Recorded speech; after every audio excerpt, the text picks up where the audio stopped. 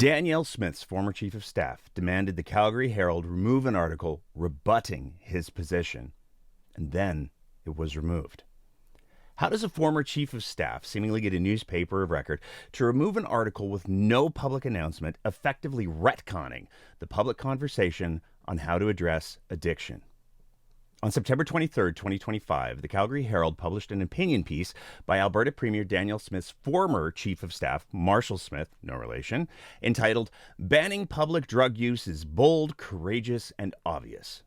The article addressed a recent announcement by multiple Calgary City councillors running for re-election, including then Mayor Jyoti Gondek, of a pilot project giving peace officers and transit police expanded powers, as well as a pilot to leverage criminal charges for public drug use to coerce drug users to choose between court or treatment. The implication of both the title of the article and the argument presented in it strongly suggest that not increasing policing is the opposite of bold and courageous. This is perhaps exemplified in one of the opening paragraphs. For many Calgarians, this announcement may feel overdue. It is also a sign that the tide is finally turning towards an approach that balances compassion with accountability. The clear implication in this sentence is that up until this point, addressing drug use and addiction has had too much compassion and not enough accountability. Mr. Smith railed against the state of Canadian cities, citing the defining urban challenge of our time not being cost of living, traffic, or access to healthcare, stating, "Walk through the core of any Canadian city and you will see what has become the defining urban challenge of our time. People struggling openly with addiction, using hard drugs on sidewalks, in parks, on transit platforms." In his article, Mr. Smith further stated, public drug use cannot be tolerated in shared spaces.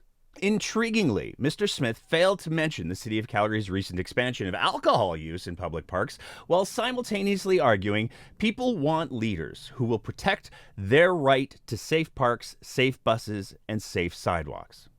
Mr. Smith, who at the end of the article was publicly cited as the architect of the Alberta model of recovery, which has received significant criticism for focusing only on sobriety, then went on to write, "The obvious path forward is threefold. Enforce the law against open drug use in public, ensure police and peace officers have the tools to intervene, and massively expand treatment and recovery options, which the province is doing." That alone may have raised many eyebrows that this was a partisan piece, but given that Mr. Smith ended the article with a call to action for voters in the then upcoming municipal election, stating, "Nationally, I'm calling on mayors across Canada to follow the lead of Calgary to put policies in place to ban open-air drug use, set strong boundaries, and restore our cities to civility, and I'm also calling on members of the recovery community and our families to pay attention to the commitments made in this municipal election and vote accordingly." The purpose of Mr. Smith's article could easily be interpreted by reasonable people to be to advance his view on treating addiction with enhanced law enforcement and to encourage voters in the then upcoming municipal election to vote for candidates who seemingly align with his view on how to address the problem of public drug use and addiction. Which, to be clear, in an opinion piece, there's absolutely nothing wrong with. Opinion sections on media sites are supposed to exist as public debate forums with columns written by people who have some degree of expertise on the subject they are opinioning about and who often offer contrasting and sometimes competing views on the subject. This is the essence of democratic dialogue on important topics of public interest. On October 1st, 2025, the Calgary Herald published a follow-up piece of sorts, which took the form of another opinion piece written by a high-profile recovery advocate and public speaker from Vancouver, Guy Felicella. From his website, he spent nearly 20 years residing in a 2-block radius on Vancouver's notorious downtown east side. Miraculously, with sheer determination and the help of others through harm reduction and recovery, Guy managed to survive the HIV/AIDS crisis in the downtown east side, 2 decades of being homeless, multiple life-threatening bone infections, and 6 drug overdoses. Guy also has significant experience with policy advice and development, has worked with multiple governments, and is often cited as a harm reduction specialist. And in 2024, the mayor of Vancouver declared May 29th, 2024, Guy Felicella Day, which is all to say that Mr. Felicella is very well situated to write a response to the position set out in Mr. Smith's piece, which he did. Of note, Mr. Felicella mentioned Smith only 3 times in his entire piece. The first was in the introduction. I almost spit out my coffee when I read the headline and premise of last week's opinion column by Marshall Smith, the former chief of staff to the Premier of Alberta. Banning public drug use is bold, courageous, and obvious. In his column, Mr. Felicella opened with his perspective that the stigma that many drug users and those grappling with addiction have directed towards them with dismissive language makes it harder for people to extricate themselves from drug use and addiction. He cited multiple examples of politicians and pundits using hyperbolic language and, in effect, argued that the use of that sort of rhetoric creates unnecessary barriers to entry for people who want and need more resources. Mr. Felicella stated that it does not take courage to suggest banning public drug use. It's a popular hot take among pundits. The silliest part about these bold, courageous calls for drug prohibition, public drug use is already banned everywhere in Canada. This brings us to the second mention of Mr. Smith and Mr. Felicella's column. So while Smith's simplistic solution might seem obvious, it's not. Like others who seek to politicize this crisis, he leaves out the critical defining detail, the contaminated and unpredictable illicit drug supply. The reality of the toxic drug supply is well documented and something that even Mr. Smith's previous employer, the Premier of Alberta, Danielle Smith, has acknowledged as being a significant driving factor to deaths in drug users. What this paragraph represents, though, is the ideological divide that appears to exist between the views offered to the public by Mr. Smith and Mr. Felicella. Mr. Smith is on the record as being adamantly against harm reduction measures such as safer supply and supervised consumption sites. From a May 24th, 2025 profile on Mr. Smith published in the Globe and Mail. The conventional wisdom, repeated over and over by advocates and health authorities, holds that the crisis is the result of a poisoned drug supply. Potent synthetic opioids such as fentanyl have taken over from heroin and cocaine as the dominant street drugs permeating the drug market. The solution is not to force people to stop using them or put pressure on them to get treatment for their addiction. The solution is to make it less dangerous for them to use their drugs, the approach known as harm reduction. That means giving drug users supervised places in which to consume them, clean needles with which to inject them, and even free pharmacy dispensed safe supply drugs to take. Mr. Smith rejects that approach. Mr. Felicella is on multiple places in the public record as advocating for an all-hands-on-deck approach, calling for the use of all evidence-based options to keep drug users alive, build relationships that allow them to access treatment when they're ready, which the data overwhelmingly shows is when the highest rates of recovery and sobriety are achieved, and ensure that they have the supports needed after treatment to maintain their recovery. The third mention of Mr. Smith occurs near the end of the article. As Smith points out, addiction is a health issue, yet he wants to criminalize it further.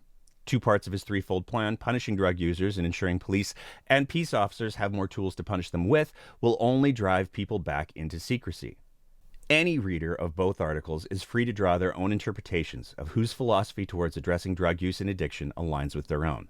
Additionally, any reasonable reader should be able to recognize that while these two columns were written from two radically different philosophies, no personal attacks occurred, which, as noted above, is the purpose of an opinion section, a place for the free debate of ideas.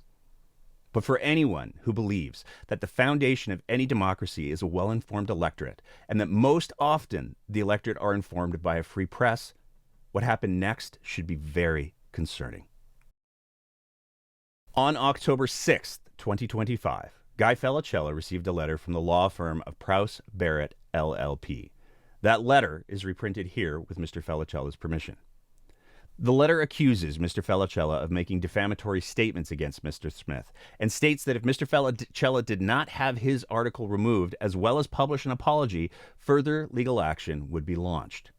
Mr. Felicella says that after receiving this letter, he then contacted the Calgary Herald, who advised that his column had been reviewed prior to publication by their legal representation. It was not found in any way to be defamatory, and that the local editors in Calgary had absolutely no intention of removing the article. However, over the course of the Thanksgiving long weekend, the article was nonetheless quietly deleted from the Herald's website without any written explanation or public notice. Mr. Felicella tells The Breakdown that he did not request the article be removed, he did not intend for the article to be removed, and he was not notified the article was being removed. An anonymous source with the Calgary Herald stated that the decision to remove the article was a surprise to local staff and counter to the direction and decision of the local editorial control. The Breakdown has provided both articles and the legal threat letter to multiple journalists and lawyers who have unanimously stated that the column by Mr. Felicella did not come anywhere close to reaching the standard for defamation or removal from publication. It is widely known that these sorts of cease and desist letters, which make unsubstantiated claims of defamation, are the beginning of a strategy known as SLAPs, strategic lawsuits against public participation. The goal of a SLAP is not necessarily to win the case, but rather use the fear of legal proceedings to bully political opponents into silence. We here at The Breakdown know a thing or two about these SLAPs. The Breakdown requested official comment from both Prowse Barrett LLP and the Calgary Herald and did not receive any response.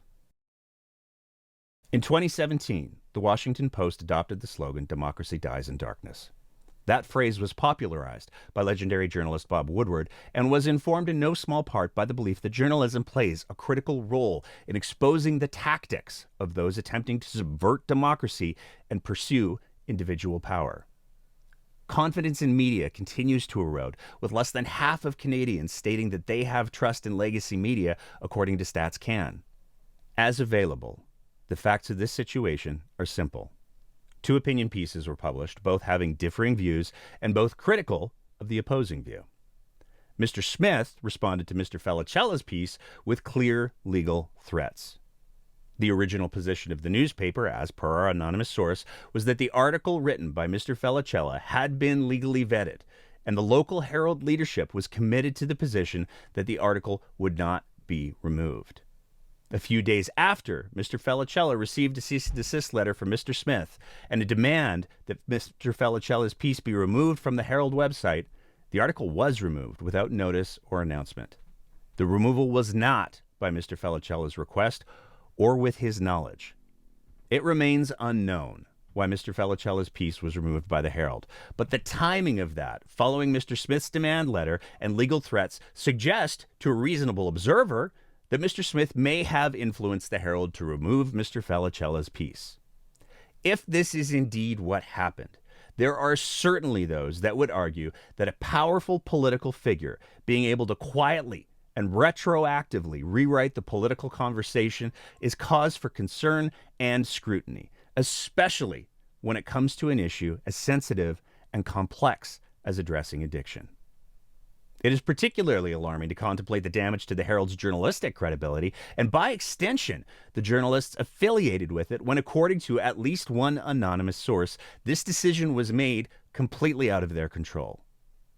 Finally, the fact that this article appears to have been removed under all of these circumstances unfortunately creates the basis for an argument where the independence and integrity of the Calgary Herald, and indeed any post-media outlet, can be questioned by those who want to see their media make their decisions not on the whim of politicians or because of intimidation, but on what ensures that the electorate is best informed so that democracy indeed does not die in darkness.